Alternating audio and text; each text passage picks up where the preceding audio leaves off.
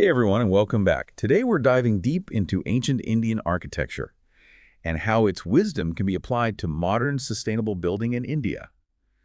I'm excited to explore this with all of you. It's a topic I'm very passionate about. Me too.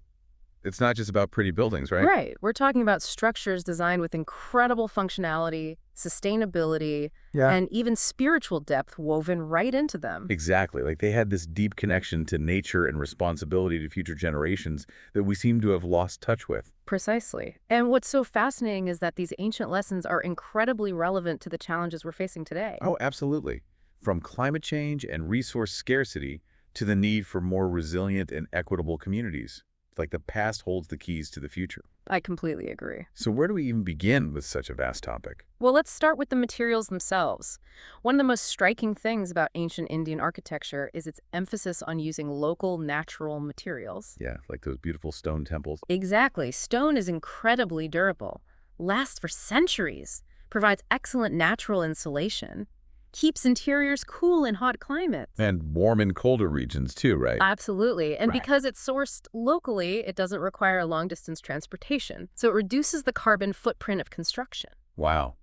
It's like every decision was made with such intentionality. It really was. They were masters of working with nature, not against it. So beyond stone temples, what other materials were commonly used? Well, timber, of course, was readily available in forested areas and was used extensively for structural elements, as well as for intricate carvings and decorative features. I can just imagine those beautiful carved wooden details, adding so much warmth and character to the spaces. Precisely. And in regions where timber was scarce, builders ingeniously utilized mud bricks. Mud bricks, really? Yeah. Yes. Made from a mixture of earth, water, and natural fibers. Incredibly sustainable, surprisingly strong, and offer excellent thermal insulation, creating comfortable interiors in even the harshest climates. That's amazing.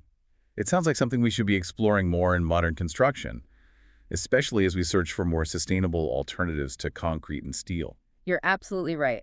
And the exciting thing is that many of these traditional techniques and materials are making a comeback in contemporary architecture. Oh, that's wonderful to hear. Yes, there's a growing movement of architects who are rediscovering the beauty and functionality of these ancient practices. It's like going back to the future, but in a good way. Exactly. Learning from the past to create a better future. So we've talked about materials, but ancient Indian architecture was also known for its climate-responsive design. Absolutely. Features like courtyards, high ceilings, and thick walls weren't just stylistic choices, they were ingenious solutions for creating comfortable living spaces in challenging climates. Okay, let's break those down one by one. I've always been intrigued by those courtyards. They seem to be such a central element in many traditional Indian homes. They are, and for good reason. Imagine a traditional home with a central open courtyard. During the day, the sun heats the courtyard, causing the air to rise, creating a natural updraft. Like a chimney? Exactly.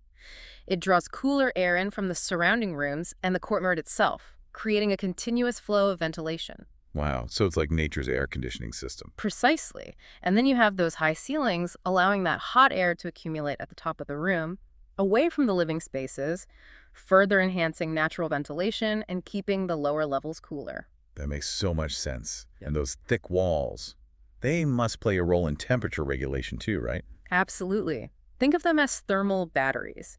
During the day, they absorb heat, slowing down the transfer of heat into the interior. And then at night, as the temperature drops, those walls slowly release the stored heat, keeping the interiors warm. Brilliant. It's like every element was so carefully considered, not just about aesthetics, but about creating spaces that were comfortable, functional, and in sync with the natural rhythms of the environment. Exactly. And what's inspiring is that these principles can be applied just as effectively in modern construction. You mean we could use modern materials and techniques to achieve the same goals of passive heating and cooling? Precisely. Reducing our reliance on energy-intensive systems like air conditioning. Like rediscovering ancient wisdom and adapting it for the 21st century. Exactly. I love it.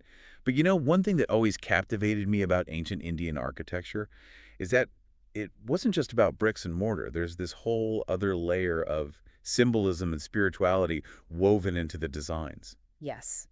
You've hit upon a really crucial aspect. Indian architecture, particularly in temples, is deeply symbolic, every element.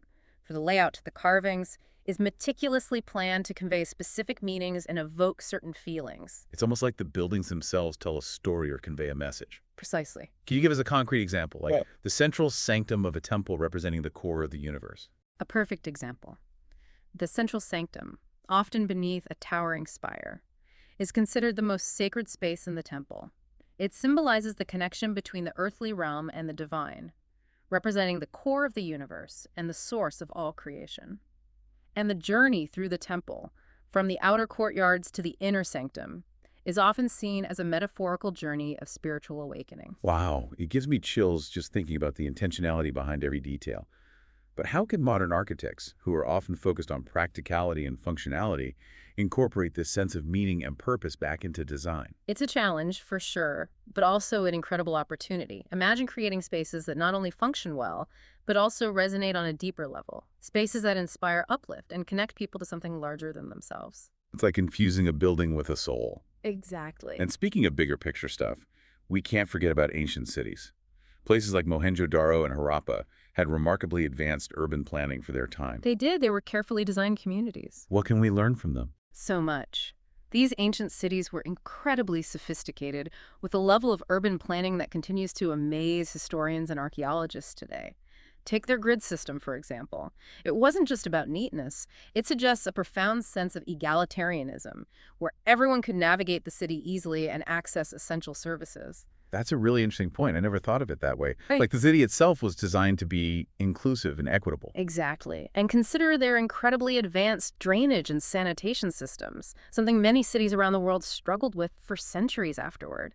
This shows a deep understanding of public health and a commitment to the well-being of all citizens. It's like they were thinking centuries ahead. They were visionaries in many ways. And what about public spaces? Were those a priority in these ancient cities? Absolutely. Mohenjo-Daro and Harappa were designed with public spaces, communal baths, and even granaries for storing food, fostering a sense of shared responsibility and collective well-being. They understood that a city is more than just a collection of buildings. It's a living organism, a community of people. So bringing it back to today, what can modern city planners learn from these ancient cities?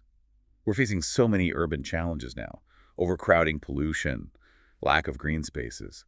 Could those ancient principles offer solutions? I believe they can. We can learn from their emphasis on efficient infrastructure, thoughtful design, and a deep respect for the environment and the community. So it's about creating cities that are not just efficient, but also livable, equitable, and joyful. Exactly. Okay, we've covered so much ground already. Sustainable materials, climate-responsive design, nimblism city planning. It's incredible how much wisdom there is to unpack here. It is truly a deep well of knowledge. But let's take a quick pause here. When we come back, we'll explore some real-world examples of how these ancient principles are being applied in modern India, from stunning homes to innovative urban planning projects. I'm excited to delve into those examples. Me too. Don't go anywhere. We'll be right back. Welcome back. We left off talking about how ancient cities were designed with such incredible foresight, like public spaces, drainage systems, even that grid layout. It's like they were already tackling urban challenges that we're still grappling with today. Right. And the best part, these ancient principles are being put into practice right now by architects and planners who are finding inspiration in the past to create a better future. Okay, I need some concrete examples here. Paint me a picture of what this looks like in the real world. All right, let's start with a stunning example in the heart of Kerala. There's this architect named Eugene Pandala. He's renowned for reviving traditional Kerala architecture. And one of his projects, a home called Vismaya, meaning wonder, is a perfect example of blending the old with new. Vismaya, the name itself sounds magical. What makes this house so special? Well, Pandala used traditional materials like laterite stone and wood, known for their durability and beauty. Ah, bringing back those natural Oh, elements. exactly. But he didn't stop there. He also incorporated modern elements like solar panels and a rainwater harvesting system. And at the heart of the house, So the central courtyard. you got it. Just like we discussed earlier, it promotes natural ventilation, keeping the interiors cool, reducing the need for air conditioning. That's incredible. It sounds like a true oasis of sustainability and tranquility. Okay, I'm officially adding Vismaya to my Dream Home inspiration board. Do you have any other examples of modern homes that are drawing inspiration from ancient India? Oh, absolutely. Let's shift gears and head north to the bustling metropolis of Delhi. There, a firm called Anagram Architects designed a house known as the Stacked House, which is a brilliant reinterpretation of the traditional Indian haveli. Now remind me, what exactly is a haveli? I'm picturing something grand and intricate. You're on the right track. Think of a haveli as a traditional Indian mansion, often found in Rajasthan and other parts of northern India. Okay, got it. So Yeah. how did they make this concept work in a modern urban setting? Well, they were working with a narrow plot of land, so they got creative and essentially stacked different living spaces vertically, each with its own private terrace and courtyard. Whoa, that's such a clever solution. It's like a vertical haveli, bringing light and nature into every level of the house. Exactly. And they didn't just stop at the design, they also used a lot of recycled materials in the construction, further reducing the environmental impact. It's a testament to how ancient principles can be adapted to solve modern challenges, even in a dense urban environment. Absolutely. Okay, two incredible examples down. Are you ready for another? My architectural curiosity is piqued. Let's journey south again, this time to the vibrant city of Bengaluru. There we find an architect named Bijoy Jain, founder of Studio Mumbai. Studio Mumbai, I've heard of them. He's known for his profound respect for traditional Indian craftsmanship and his unwavering commitment to using local materials. It sounds like someone who's truly walking the walk when it comes to sustainable and culturally sensitive design. He really is. And one project that stands out is a private residence called the Copper House 2. It's a stunning example of how to blend traditional Indian architecture with a modern aesthetic. The Copper House. Yeah. That sounds intriguing. It is. The house is built using a harmonious blend of copper wood and stone, all sourced locally. So warm and inviting, like a connection to the earth. Exactly. And there's more to it than just the beauty of the materials. Jane actually involved local craftsmen in the construction process, ensuring those traditional skills are passed on, but also creating a sense of community and connection to the project. I love that. It's like he's building more than just a house, he's building a legacy. It seems like many of these architects are thinking beyond the buildings themselves, considering the social and cultural impact of their work. You're absolutely right. There's a growing awareness that sustainable design isn't just about the materials and the technology. It's also about the people and the stories behind them. Okay, so we've seen how ancient Indian principles are inspiring modern homes. But what about larger scale projects? Are there examples of this wisdom being applied in modern urban planning or public spaces? Absolutely. In fact, there are some really exciting developments happening in that realm. One project that comes to mind is the Rajiv Awas Yojana, or RAY, a scheme launched by the Indian government back in 2009. Refresh my memory on that one. What was the main goal of the Rajiv Awas Yojana? It was an ambitious program aimed at creating slum-free cities across India. One of its key principles was to promote inclusive and sustainable urban development. And what's fascinating is that many of the projects under Array drew inspiration from those very ancient Indian urban planning principles we've been discussing. That's incredible. Okay, give me an example. I'm Yeah. eager to hear how they took those ancient principles and translated them into a modern urban context. Let's look at the city of Ahmedabad, which has this rich history of urban planning, dating back to the Indus Valley civilization. Ahmedabad, wow. Under RAY, the city took on a major redevelopment project in the slums of Ramapur Notekro. Now, instead of simply demolishing the slums and building high-rise apartments, which often happens in these situations, they took a more sensitive and community-driven approach. It sounds like they were really trying to honor the existing community. They were. They drew inspiration from Ahmedabad's traditional pole system. Pole system. Think of a pole, like a micro-neighborhood, almost a village within the city. They're characterized by narrow lanes, shared courtyards, a strong sense of community. Ah, so they wanted to bring that sense of community and human-scale design into the redevelopment project. Exactly. They designed the new housing units to resemble those traditional poles, with narrow lanes, shared open spaces, and a mix of residential and commercial activities. This created a more livable environment for the residents and fostered that social cohesion that's often lost in large-scale housing projects. That's such a beautiful example of how ancient wisdom can inform modern solutions. It's not just about the physical structures, but about the social fabric of a community. It really is. And it wasn't just about aesthetics either. The project also incorporated sustainable features like rainwater harvesting solar panels and waste management systems, taking inspiration from the resourcefulness of ancient Indian cities. So they're reviving ancient wisdom on multiple levels, from the urban design down to the sustainable practices. A truly holistic approach to urban renewal. Are there any other examples of ancient Indian urban planning ideas being used in contemporary projects? Let's travel to the magnificent city of Jaipur, renowned for its stunning architecture and carefully planned layout. The city has been implementing a project called the Jaipur Metro Rail Project, aiming to create a modern and efficient public transportation system. A metro system in Jaipur. I That's hope. ambitious. How does ancient Indian urban planning come into play here? Well, one of the biggest challenges in any metro project is minimizing disruption to existing infrastructure and heritage sites. Right, makes sense. In Jaipur, the city planners took inspiration from the traditional Baoli system. Now, I remember those incredible stepwells. But how do they apply that concept to a metro project? Think about it. Balolis, or stepwells, were often built underground or partially underground to minimize their visual impact and maximize water storage. The Jaipur metro planners cleverly incorporated this idea into the design of some of their underground metro stations. So instead of the typical flat underground structure. They built these stations in a stepped formation, mimicking the structure of a stepwell. Wow. So the station itself becomes a visual echo of these ancient water structures. It does. Not only does this approach minimize the need for deep excavations, which can be disruptive and expensive, but it also creates a more visually interesting and culturally relevant experience for commuters. It's like the metro station itself becomes a piece of art, reflecting the city's heritage. I love that. Okay, one more example. If you've got it, I'm on a roll here, soaking up all this inspiration. All right, let's head back to Ahmedabad for another inspiring project, the Sabarmati Riverfront Development Project. It's been hailed as a model for urban riverfront revitalization, and it's deeply rooted in those ancient Indian principles we've been talking about. The Sabarmati Riverfront Project. I've heard of that. Yeah. It's turned a once neglected riverfront into a vibrant public space.